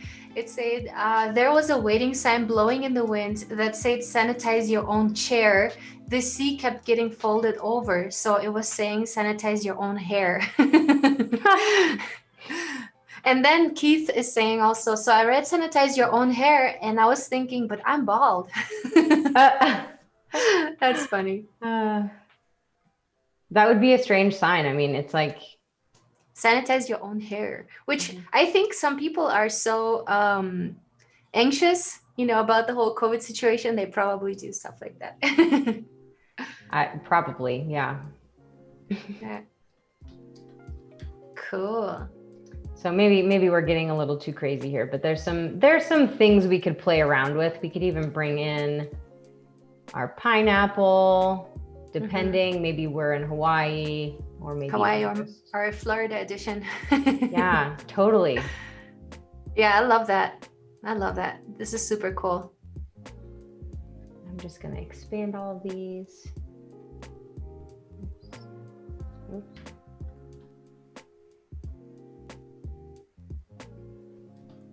And all the different SKUs can be, you know, added this vibe of a certain place. Right? Super cool. Chris is saying, I like the blue. Thank you. Very nice. And I already kind of I'm peeking over into the Discord channel while we are still working on Molly's display. And I see you guys have done some amazing work here that we're going to be reviewing in only 1 minute. So excited. It's going to be awesome. Ooh, I love that pineapple. Got a little pineapple. So it's cool. Pretty big. It's a pretty big pineapple, but you know. It's super cool. It kind of fits with the shape of the tree, the crown of the pineapple. It kind of matches, almost transitions into the shape of the tree. But I might have to change, just getting a little, that yellow and the blue are a little conflicting. So, you know, I'm breaking the rules. I think it's okay. Yeah. And again, you know, we're kind of losing the sincere real estate. So I may consider just shrinking a couple of things so that we can get all that stuff in there. Because we don't want to muddle the brand. Again, it's like returning to the original goal of, you know, why are we doing this? And if we muddle the brand because we're trying to make it pretty, then it kind of loses something. Reverb is saying, we like the blue, can we make it yellow? Is that a joke? I think so, yeah. Here, I got an idea. We gotta like have the sun in here somewhere, so. Yay. And maybe even we'll bring in some clouds. This is very like Super Mario-esque. Oh yeah, oh my gosh, yeah, I love that. Imagine you have a Mario where you have the trees and then you have to jump over pineapples and apples. Yeah. So cute. Oh my gosh, the 90s were so awesome. Mario. Yeah. So that's like super campy. We've got like Yeah, love that. quite a situation happening, but you know, you never know. Yeah. Very nice. All right. Molly, are you ready to review some designs from Yes. All right. Let's do it. Let's do it. I am excited. All right. Super cool, guys. So I'm here on our Discord channel. If you want to get here and just say hi, just check out what others did, or maybe post your own design, you can click above the chat on the challenge tab, and there will be a link to the Discord channel, and you will be able to come here. It's free. You don't have to do nothing. You can just take a look if you like to. So make sure to check it out. It's a really, really cool platform. I think there are over 35,000 different designers here who are kind of sharing their designs and giving each other feedback. So that's super, super, super cool and very useful if you are into, learning Illustrator, learning Photoshop, and so on. So I am here in the Discord for Adobe Photoshop, for Adobe Illustrator, and we are going to take a look at some of you guys' designs. So today's challenge was to create a chart or a graph, create stylized charts and graphs from a data set using chart tools. So here, if you are rewatching this video as a replay, you can feel free to watch the challenge and participate in it. And you can also click Get Started to get the startup file for this. But right now we have all the challenge submissions here, and we're just going to start with Black Becky. And I already love this effect of, the chart already like literally glowing at me, and it looks like almost like a screen that I'm looking at. Love the colors that you have picked, and I think this typeface totally works here. Only thing that I'm noticing here is that you have the 10, 20, and so on numbers placed on top of this line. Maybe I would place them just slightly on the side so it's better legible. Or maybe you can bring up the contrast a little bit by, using transparencies or using a different color that's a little bit more brighter than this blue in the background. But otherwise, I think you did a really great job, and colors, typefaces, arrangement, pretty good. What do you think, Molly? Nice. Yeah, I think that maybe I really like the colors. First of all, I think that they're super bright and they stand out. It's nice to read. It feels very futuristic also, which is kind of interesting. Something that could be cool to explore is maybe instead of having the key on the right-hand side, potentially bringing those names down to the x-axis. So you're just labeling the ages of the people there, if that makes sense. Because it's a little bit like, as I see the chart and then I also see the key, I find myself having to look back and forth and see like, oh, who's purple, who's green, who's blue. And it might be nice to have that information a little bit closer. But yeah, I really like where it's headed. Awesome. Super cool. All right, Black Becky, great job. Now the next one up, let's stick with the charts. So we have here and has this really cool chart, including some faces of some famous stars. Super cool, the handsome guy. And we have the eye color, and we have the date of birth, and we have, I think that's the height in feet, or am I mistaken? It would be cool to know what exactly the 0 to 8 stands for. Otherwise, I think you did a great job kind of highlighting the faces, bringing them further to the front, and keeping the chart kind of in the background using this gradient. I think you did a great job. Maybe here on the neck, I will maybe give it a round look, just like you did with the others. And maybe just using the face without the neck and just increasing the size. Um, I think the typefaces you picked are pretty cool. What I'm thinking you could improve on is maybe the arrangement of this text could have a little bit more space, and also maybe you can implement the eye color even into the chart, just like in the last one. That would be interesting to see.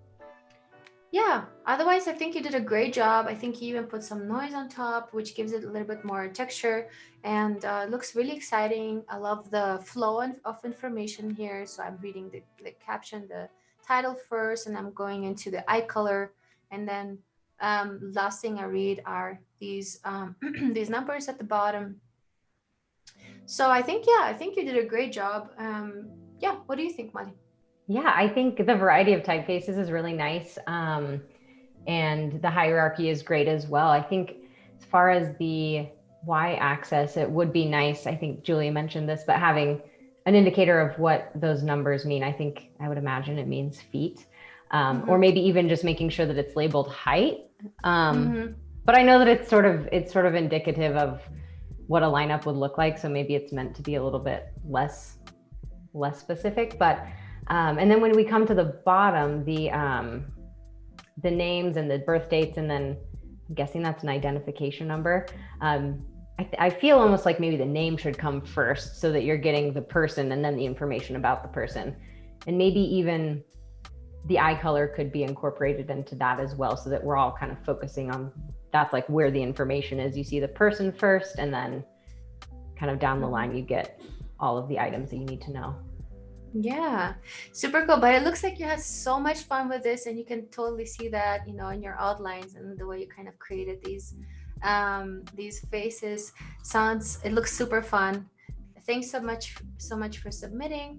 Let's take a look at the others here as well, because we have some past challenges here, and this one is from Viola.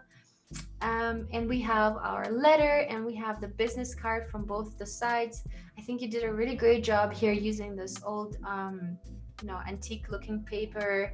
I wish you had translated the same effect into the business card here as well, because it does have the same colors, just that texture is a little bit missing that you have here. You could maybe even use the same texture as you have here, and just copy it into the business card. Otherwise, I think it looks really, really cool. Love the combination of the Ballantines, whiskey, totally works together. Alley behind the dive bar. I like this bottom part here. I think the top part is really, really, you did a really great job here using the colors, and using this red to kind of highlight certain things. I also love the typefaces. Um, yeah, I think you did a great job. I would maybe use this is supposed to be like a handwriting, right? Maybe I would use a typeface that looks a little bit more chaotic and less organized, to make it really look like you're a detective and you're writing things down. Cool. Otherwise, I think you did a great job. What's your feedback, Molly? Yeah. I love the letterhead typefaces. I think there's a lot of Yeah. interesting stuff going on there. Potentially, maybe exploring adjusting the hierarchy a little bit. I feel like the Mr. Lee and the detective are really competing with each other. So maybe choose which one you want to be more prominent. Potentially his name, and then the dive bar detective could be a little bit smaller, so that we know where to read first. I love the header text. I think it's really fun that it feels very handwritten, and it feels like scrawled in a great way, as well as the texture and sort of the I guess water ring or drink ring gives it a really nice effect and makes it feel very vintage. And I do agree. I think it would be cool to see that on the business card as well. Yeah, and it turns out that Kevin Lee, that has been here in the chat all the time, is actually the Mr. Lee, who is the dive bar detective. He's like, hey, that's my last name. You didn't ask permission. Yeah.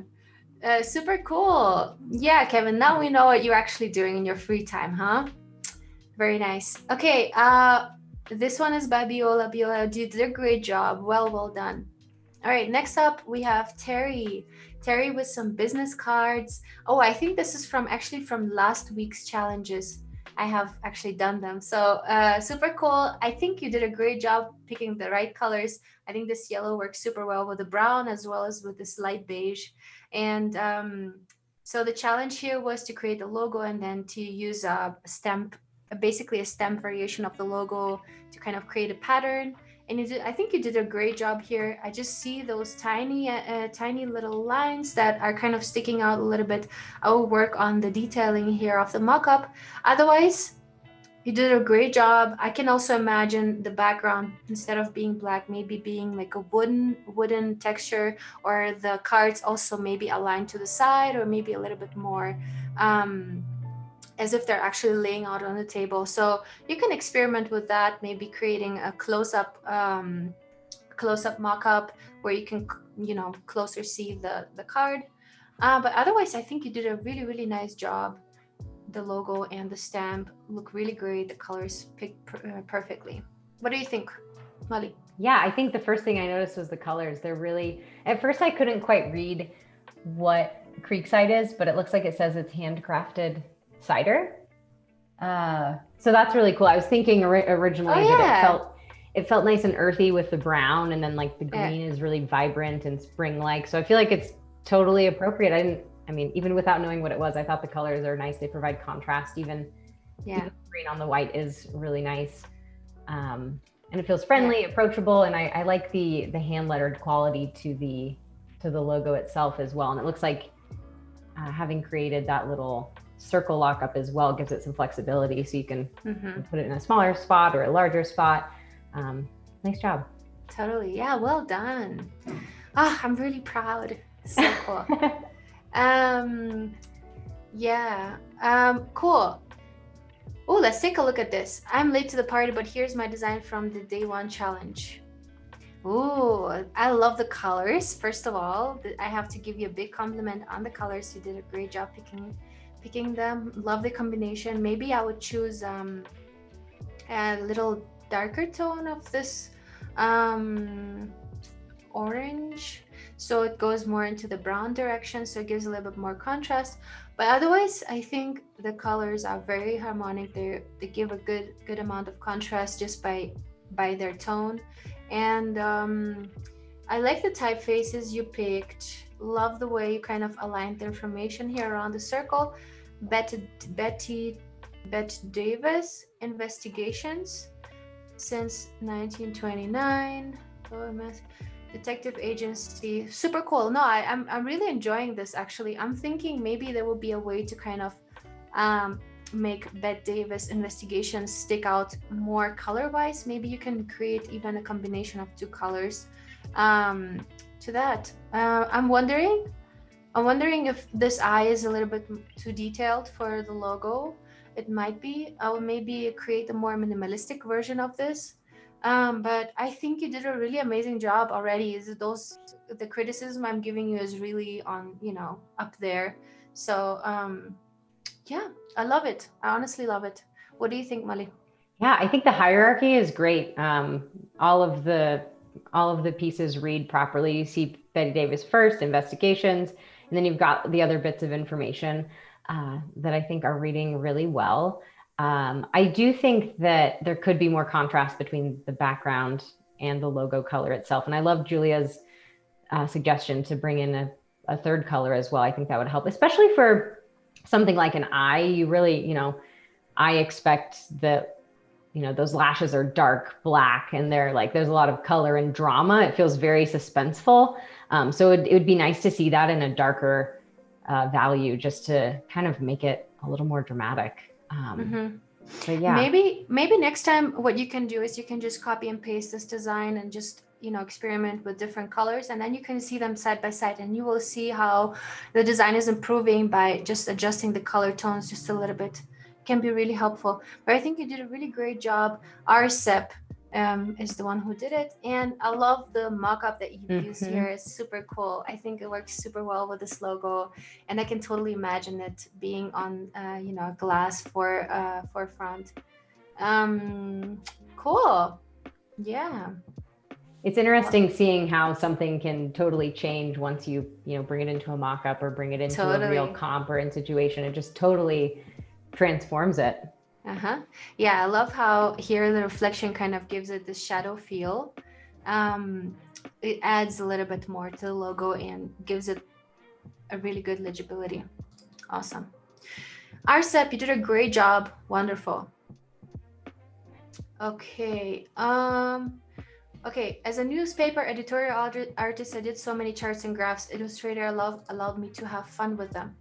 We have Sherry here with this children's bed, Shasta County newborns exposed to meth. Interesting. Okay, we have different years and different percentage.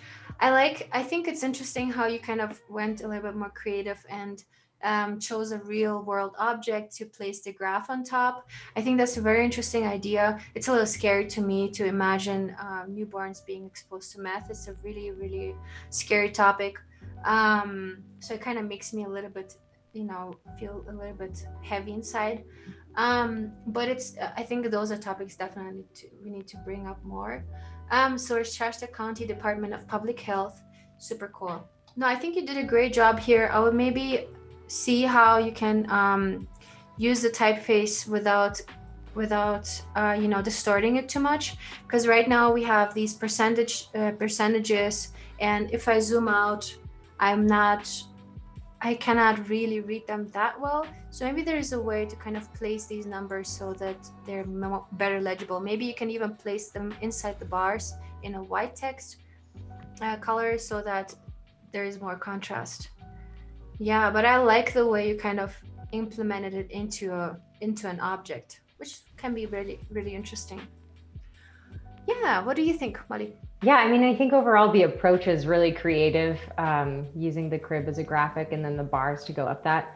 And I would agree, it's tough to, it's tough to report on topics that are, maybe scary or tender, like newborns being exposed to meth. But I think that it's also important, and especially in an age where information is passed around so quickly, it's relevant. And yeah, I would say that potentially, it seems like it might be, from an information standpoint, it might be interesting to have a label on the y-axis, because I'm not totally sure where the information's lining up, because you've got percentages above the bars and then the 0246 on the left hand, and I'm just not quite sure what that value is. Yeah, I think you can even just take away the whole bar on the left side, since you're already mentioning the percentages on the bars themselves. Or you can leave away the percentages and add percent here at the top to kind of describe what this value is about, right? So I feel like it's like a double information, which can get a little confusing. So totally. Okay. Yeah, but it's very interesting how you kind of approach this topic, and I really appreciate you kind of doing that. Cool. All right, so we have a last one for us for today, and we have the first challenge, designer Jose holistic therapy. Cool. Yeah, I'm thinking in terms of color, it could be a little bit more simple. We have a lot of colors going on here, then we have completely different colors going on at the top, and then Jose is in a very how do you say, very sophisticated and very upfront design, which I really love. I think if you had written everything here in the same typeface, maybe just reducing the black in the color or adding another color, I think that could be really, really cool to see how the same typeface can work all around here. Just I would reduce the color, I would reduce the different design elements that you're using. Here you're using this partial coverage of the letter to create this specific design appearance, and here at the bottom you're using these different color overlays to create another design. So I would maybe either use this or that or this. So I would go for just one, or at the max two colors. And I would also match those little buttons on the sides to kind of make it cohesive and look like it belongs together. Yeah. What do you think, Molly? Totally. Yeah, I definitely agree on I mean, there's a lot of interesting styles, and I think they're all great, and it's really important to maybe simplify there, whether you want to do the overlap or the dimension. The designer text is really interesting. I feel like it's got some nice sort of like etched texture. It feels like it's got dimension. So, maybe if Jose is the primary piece of information, that stays in the center and it's large, but then the designer and holistic therapy can be in the same typeface, same type treatment, just to kind of help with what we're supposed to look at. And I'm also a little bit unsure there's the designer title and the holistic therapy, and maybe my assumption is that Jose is a designer and also maybe a holistic therapist, but it's not very clear to me. So if this was a sign on a door to an office, it might be important to make that clear. Multidisciplinary office. Yeah. Yeah. Cool. But otherwise, really great job, guys. Thank you so much for submitting, and feel free to still submit. We have some wonderful mentors to take a look at your designs. And I think we're going to jump quickly at Molly's screen and see what what she has come up with in the past 2 days, kind of sum things up and see her next steps that she would do to kind of present the designs maybe to the client. So yeah. Awesome. Thank you. So what we're going to do now is we've got our design options here. And really, I think in order to prepare these for the client, I would want to, sorry about that.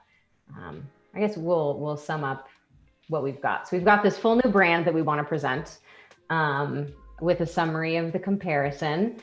And then we've also got a few transit van concepts here. So I think that I want to just show them two, maybe one that's a little bit more safe and one that's a little bit less safe. So we did the pattern one, so we've already got that one in play. And then I think that, I don't know, I like where this one's going. I don't feel like we've quite had enough time to push on it. It's starting to feel like it's on brand, but we haven't done anything like this before. And since this is our first go at something like this, I don't think that I feel ready to share that. So I think we've got this one, which definitely could use a little bit of tweaking, but conceptually, I think that it's different enough from the other. And then we've got the version 0 as well. So we're going to jump into our presentation and just replace these. Cool. And once you update the file in Photoshop, it will be automatically updated in your InDesign file, correct? Correct. That's awesome. I think that can really help to kind of transfer the files between the applications, to kind of link them together. And what I also like doing to kind of help with that is using libraries that can also be really helpful, especially when it comes to colors or typefaces. You can just, copy paste them. Yeah, and it's great. You can put them into folders. So you have maybe one client has one folder with their color typeface, and then you've got others. So it's nice to kind of transfer. You can even grab them from your phone, from different devices. So it's super nice. So yeah, we've got two concepts, and I feel like they're both quite different visually. One is more similar to the can. It's got the graphic pattern. There's plenty of space to add more information. Maybe we want to do a little repeat of the URL, maybe some of the ingredient components on the door, so that when it opens, you can have that information. And then this one, which is a lot simpler and a lot more bold, very graphic. And again, there's more space to put information. So I'd probably want to have a conversation with the client about what's important there and what do we want to communicate. So yeah. Super cool, Molly. Wow, this has been such a great session. I think we have learned so much about packaging, about all the different things that that are aspects of putting stuff like that together, about making mechanicals, about creating illustrations and patterns that can be applied to different SKUs. So I think we have learned so much, guys, and feel free to share these sessions with your friends or with your colleagues. Rewatch them. Maybe if one you are going to be doing on a wrapping project, make sure to check it out. You know, maybe you will find some things that you've missed out on and that you can implement in your workflow. And thanks so much, everybody, for joining. A special thanks to Molly. She has done such an amazing job. Molly, anything you want to say? Last words. Um, Thank you so much for having me, and thanks for joining everybody who's been so attentive and great in the chat. I think that everyone had really great suggestions. Kind of a takeaway for me and maybe for you is that design is always supposed to be collaborative. And even, this morning I was thinking about the great feedback I got yesterday and implementing that today, and how, design really can't be done alone. So it's so important to have a community. So it's been really great to kind of work with you all virtually and figure this out. And we'll definitely be carrying some of these things on into the next phase of design for Sincere. And if anybody has questions or wants to follow up, feel free to send me a DM, or you can message me on Behance. Yeah. Thank you. Awesome. Thank you so much, Molly. Thank you so much, everybody in the chat. Thanks for everybody who was watching. Molly, hopefully we'll have you back soon. And we wish you all a great end of the week, and have a great day ahead. Bye-bye. Bye.